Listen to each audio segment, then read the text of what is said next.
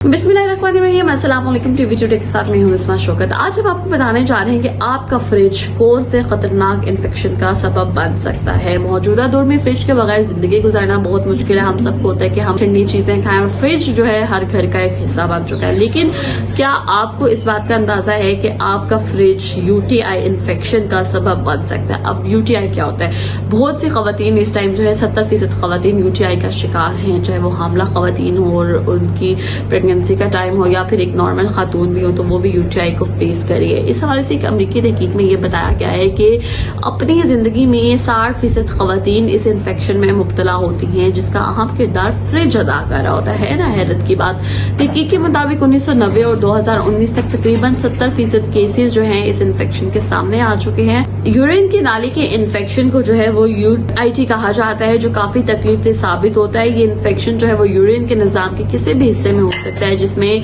गुर्दे, मसाने जो हैं और आपकी जो किडनीज हैं वो बहुत ज्यादा अफेक्ट होती हैं। आमतौर पर इस वक्त होता है जब बैक्टीरिया या यूरिन की नाली के जरिए दाखिल होते हैं, वो बैक्टीरिया मसाने में बढ़ना शुरू हो जाते हैं। इस बैक्टीरिया को कोली नामी बैक्टीरिया होता है। ये आमतौर पर आपके आंतों में रहता है और सबसे पहला अफेक्ट जो है आपकी आंतों में करता है और उसके बाद आपके लीवर को और आपकी किडनीज को जो है वो शदीद मुतासिर कर देता है।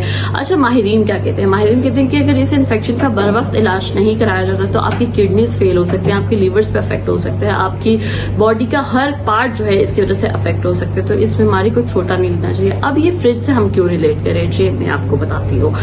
आलूदा गोश्त, यूटीआईज, गुज़श्ता साल होने वाली एक तहकीक में ये इंकिशाफ हुआ था कि आलूदा गोश्त जो हम फ्रिज में संभाल के रखते हैं या जो खाना हम फ्रिज में जमा करके रखते हैं उसमें ये बैक्टीरिया पाया जाता है, जिसके सबब अमेरिका में 5 लाख तकरीबन हर साल यूटीआई का पेशेंट जो है वो आइडेंटिफाई होता है। तहकीक के मुताबिक दुकानों में फरोख्त होने वाले गोश्त में 30 से 70% ऐसे गोश्त होते हैं जिनमें ये इकोली मौजूद पाया जाता है, जो बैक्टीरिया है।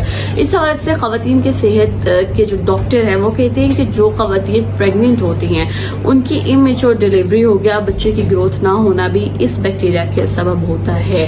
तो आप तमाम उन खवातीन से मेरी रिक्वेस्ट है, स्पेशली जो घर में खाने पका रही होती हैं, कि आप जो खाने अपने थोड़े थोड़े फ्रिजों में संभाल के रख रही होती हैं, जी हम कल खा लेंगे, हम परसों खा लेंगे, और ये जो हमारी आदत होती है कि हमने फ्रिज में गोश्त भी संभाल के रखना है, चिकन भी संभाल के रखना है, तो भाई दुकानें पास ही होती हैं, आप फ्रेश चीज ले सकते हैं। फ्रिज में कोई भी चीज अगर आप स्टोर कर रहे हैं तो वो ऑटोमेटिकली आपके उस बैक्टीरिया का ठिकाना बन जाती है। बैक्टीरिया उसके अंदर जो होता है वो इंसर्ट हो जाता है और उसके बाद जब आप वो खाते हैं तो वो ऑटोमेटिकली उस टाइम तो आपको फील नहीं हो रहा होता, but with the passage of A time आपकी बॉडी पे जो होता है वो आहिस्ता आहिस्ता अफेक्ट होना शुरू हो जाता है। और ये छोटी सी डिजीज है जो हमें लगता है कि इससे तो कुछ भी नहीं होता, बट ना सिर्फ पाकिस्तान में, दुनिया भर में 70% खवातीन जो हैं इस बीमारी का शिकार हो रही हैं, इस बीमारी से अफेक्ट हो रही हैं। उसके बाद जो प्रेग्नेंट खवातीन होती हैं उनकी प्रेगनेंसी पे एक बहुत बड़ा अफेक्ट जो है बेबी की ग्रोथ पे, बेबी की इमेच्योर डिलीवरी पे बहुत ज्यादा पड़ रहा होता है। तो खुदारा इस छोटी सी बीमारी से बचने के लिए, छोटी बीमारी जरूर है लेकिन जहरीली बीमारी से बचने के लिए अपने